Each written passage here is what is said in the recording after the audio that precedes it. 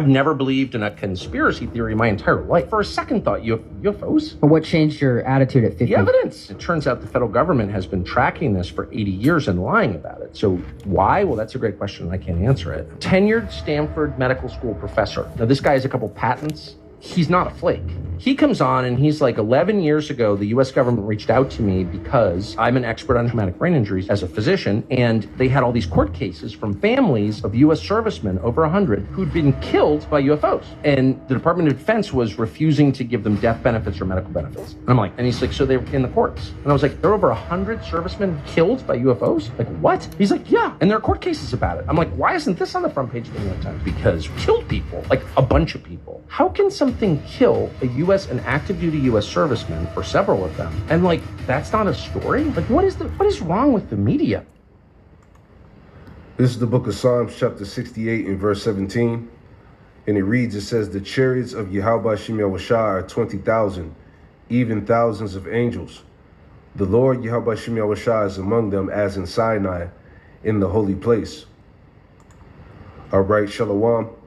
I want to give all the praise, honor, and glory to Yahweh Bahasham, Yahushai Bahasham, Rakah Kodash.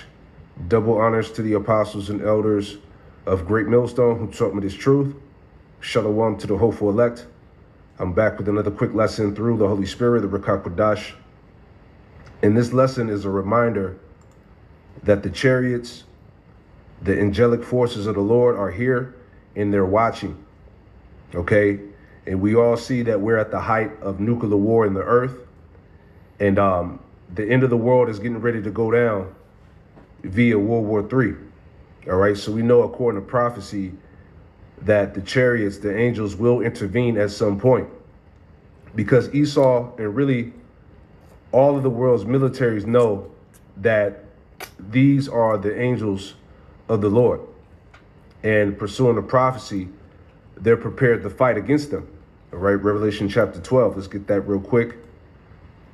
This is Revelation chapter 12, verse 7. It says, and there was war in heaven. Michael and his angels fought against the dragon, and the dragon fought and his angels, right? So this is going, Esau's military preparing to fight against, Yahweh Shem Yahushua and the angelic forces. Okay, this is what's going to happen in these last days. Verse 8, it says, and prevailed not, neither was their place found any more in heaven. All right, because Esau is about to get destroyed. Okay, as we heard in that brief segment from Tucker Carlson. All right, there's been reports of so-called UFOs killing pilots. Okay, hundreds of them, and it's gone unreported by the media. Okay, because that type of information really got out there, the whole world would panic. Okay, it says verse 9, and the great dragon was cast out, the old serpent called the devil, and Satan, which deceiveth the whole world. He was cast out into the earth, and his angels were cast out with him. Right, so we're approaching the end, okay, of the Edomite hegemony, man. So like it says in Joel, the 3rd chapter, cause thy mighty ones to come down. The angels are beginning to show themselves more. All right, they're coming down. They're being seen all over the earth. And this is how you know that this is a prime indicator of the end. Mysterious flying object shaped like a disc caught on military camera and now confirmed by the Pentagon. The exclusive footage obtained and analyzed by investigative journalist Jeremy Corbell, who is the leader in this space. He is the co-host of the Weaponized podcast. Jeremy, welcome back. Thanks for being here. Thanks for having me, man. It's the duty of journalism to investigate the unexplained, not explain the uninvestigated. That's what we're trying to do with this clip. One quick correction. Pentagon didn't confirm this one yet as being military filmed. They should, because it is, like they have other videos that George Knapp and I have obtained and released. I am waiting to see if they're going to be honest with the American public. Okay, so let's talk about this particular video. Yeah. So this is actually from 2020, right? Right. But it's just being released now. Why is that? Yeah, because it takes a while. When George Knapp and I receive information, it takes a while just to vet the basics.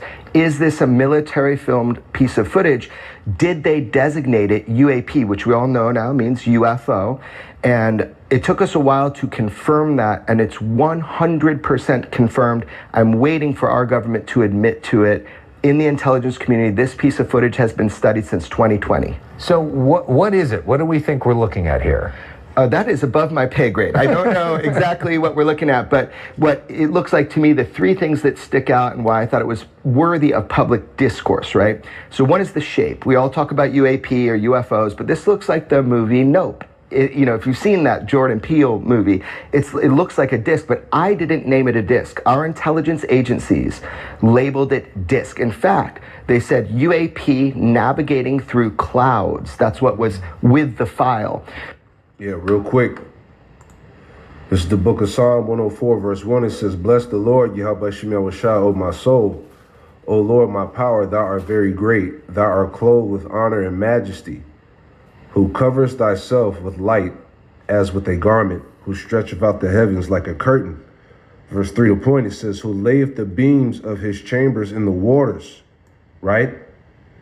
"Who maketh the clouds his chariot, who walketh upon the wings of the wind." And this is what we're seeing in this video, all right? So there's all types of footage that these devils have, these world militaries of the angels of the chariots that, that have been declassified. Some of them, we know that there's more footage out there that hasn't been put out. But again, the world is seeing the angelic forces of the Lord, man. All right. And as I made mention that Joel, caused thy mighty ones to come down. Let me get that, because it's all happening as the world is headed for nuclear war. Joel 3:9, it says, "Proclaim ye this among the Gentiles, prepare war. Wake up the mighty men, let all the men of war draw near, let them come up. Beat your plowshares into swords and your pruning hooks into spears. Let the weak say, I am strong." Excuse me. It says, "Assemble yourselves and come, all you heathen, and gather yourselves together round about. Thither cause thy mighty ones to come down, O Lord, Yahweh Shemel Shah." You see? So the mighty ones are the angels, right? I just want to pull this up. "Cause thy mighty ones to come down," right? So it says, mighty men, strong, valiant, all right? Strong, mighty, strong man, brave man, mighty man, right? Warrior, tyrant, champion, chief. See? Lexicon here. A mighty king, a mighty hero. It says also used of a soldier, generally a mighty warrior. All right, these are the angels. Okay, these are the Lord's soldiers, right? The commander of soldiers in the soldier, right? So again, the angelic forces, the angels are coming down. Okay, that's what that's talking about. That's what's being seen all over the world, right? It says, verse 12, "Let the heathen be wakened and come up to the valley of Yahweh Shaphat, for there will I sit to judge all the heathen round about." So again, like I said, as we are at the height, of tension amongst these nations, okay, the angels of the Lord are coming down, right? And this is a major sign. And the Lord said, when we see these things, know that our salvation is near. Let me get that too. Luke 21 and verse 25, the return of Yahweh Shai. Luke 21 and verse 25, "And there should be signs in the sun and in the moon and in the stars and upon the earth, distress of nations with perplexity, the sea and the waves roaring, men's hearts failing them for fear and for looking after those things which are coming on the earth, for the powers of heaven shall be shaken. And then shall they see the Son of Man coming in a cloud with power and great glory." All right. The whole world is going to see the return of the Lord, pursuant to Revelation 1:7. Right. Verse 28, it says, and when these things begin to come to pass, then look up and lift up your heads, for your redemption draweth nigh. So the fact that these things are being seen is a reminder again that our salvation is close. All right. Closer than we believe. So that's what we're seeing according to them. The other thing is the movement. It was interesting. I want to know if it actually moves the way it does, make an abrupt turn. And there's no heat signature of traditional propulsion if it is indeed a craft. And that's what's perhaps most important, the heat signature. Why is that so important? Right, because all traditional propulsion as we know it will throw something out the back to move forward. It's kind of like rockets to roller skates. You got everything has a reaction, action kind of thing. With this, we're not seeing it, and it's in a thermal signature. So a lot of the footage that you gain from the military that they label UAP, you have unique characteristics of like lack of signature. Okay, so there's a lot of people that will see this and say, should I be worried about my safety? What is this thing doing, right? What do we think that it's doing? I don't know, and that's being investigated a lot by online sleuths now too. But you have to figure out the UAP, UFO thing, it's been around for a long time. This is nothing new. Your own government, our government, has admitted that UAP, let's just say UFOs, are real. There are craft of unknown origin. They outpace, outmaneuver, and outperform anything that we know can be made. So with that said, what is it doing? I have no clue. So do we think that there are other ones like this? Have we seen similar videos to this? You might not have seen similar videos to this. I have seen similar videos to this, and I'm hoping the public will be able to see those too. Like a significant number of them? I would definitely call it significant. Okay, so, and part of that is Congress has become more involved in this, in part thanks to you. They're talking to you. Talk about what your conversations have been like with Congress and how you're working with them to try to get people to come forward. I'm going to cut to brass tacks here. I have 3 or more first-hand direct whistleblowers to the UAP thing from within government. We're talking agencies and intelligence that have and will put their lives on the line to tell the American public under oath in an open congressional hearing what they know about the cover-up of the UFO reality. That is fact, and I have alerted Congress to it. There has been some vetting that is done, and we have a chance to have another UFO hearing where people will, for the first time, hear from first-hand, hands-on whistleblowers. Now, there have been others. Commander David Fravor, he came and testified about chasing a UFO for the United States military. But I'm talking about high-quality witnesses. So you're saying right now that they want to come forward, but somebody in government is preventing them from coming forward? There have been threats, medical malpractice, there have been lies, you have all sorts of things that have happened to these people who are not yet public. They come forward under duress to me and George Knapp often. That was with David Grush, who's now famously came forward and said we have recovered craft with biologics inside. Yeah, so that's all bullshit right there, right? They're not recovering any craft. There's no crashed UFOs, all right? So as you see, in the midst of truth coming out, they have to throw some lies in there too, you know? A lot of people don't want to come forward for a variety of reasons, not all because they've been threatened, but some of them 100% have been threatened, and they are coming forward anyway, and I'm giving Congress a chance to do the right thing. And are the members of Congress, by and large, open to this idea? Yes. Are there some that are trying to stop these people from coming forward? What are you seeing? Right. So there are some people who are kind of shining lights in this kind of disclosure movement. What people don't know is that there was legislation put into place that they said like 27 times or something, non-human intelligence. It was put forward by Senator Rounds and Senator Schumer. This is something they tried to pass. It was like a disclosure language. Bipartisan. Yes, bipartisan. There's a lot of people. So right now, Representative Luna has a task force that is supposed to be about transparency. She has the ability to bring these people forward for the American public to hear. Additionally, Representative Burchett has been really great on fighting for transparency. So there's a lot of love in Congress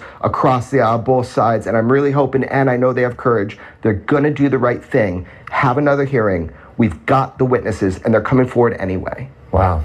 And Jeremy Corbell is sort of the guide. Yeah, so anyway, the point is that these Esau and these nations know what's up, all right?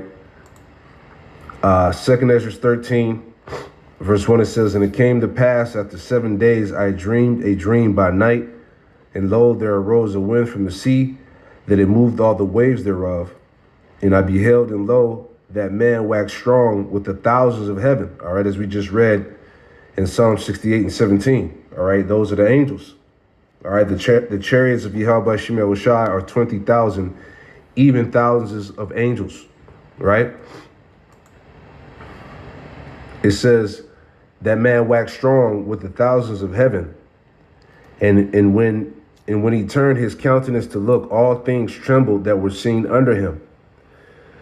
And whensoever the voice went out of his mouth, they all burned that heard his voice, like as the earth faileth that filleth the fire. All right, and that's when the Lord is going to send forth that laser beam, all right, from that fathership, from those chariots, man. All right, which is going to burn these people up. And after this I beheld, and lo, there was gathered together a multitude of men out of number from the four winds of heaven, to subdue the men that came out of the sea. But I beheld, and lo, he had graved himself a great mountain and flew upon it, and showing you how massive, okay, that chariot is going to be, the fathership, when the Lord returns. But I would not seen the region or place whereout the hill was graven, and I could not. And after this I beheld, and lo, all they which were gathered together to subdue him were sore afraid, and yet there's fight, because the Lord is going to appear in the midst of nuclear war, in the midst of World War III. It says, and these nations, they're going to turn from fighting each other to fight the Lord and the angels. Verse 9, and lo, as he saw the violence of the multitude that came, he neither lifted up his hand, nor held sword, nor any instrument of war. But only I saw that he sent out of his mouth, as it had been a blast of fire, and out of his lips a flaming breath, and out of his tongue he cast out sparks and tempests. And they were all mixed together, the blast of fire, the flaming breath, and the great tempest, and fell with violence upon the multitude which was prepared to fight, and burned them up every one, so that upon a sudden an innumerable multitude nothing was to be perceived, but only dust and smell of smoke. When I saw this, I was afraid. So this is the vision that Ezra saw. He saw Yahushua returning, all right, at the end of the world, in the midst of World War III, to destroy these nations, man. All right, so again, these Edomites, they know they know what's coming. All right. So that's the time we're in, man. We're very close again. A reminder that the chariots, the angels are here, and they're ready to destroy and to deliver the Lord's elect. You know, Shalom.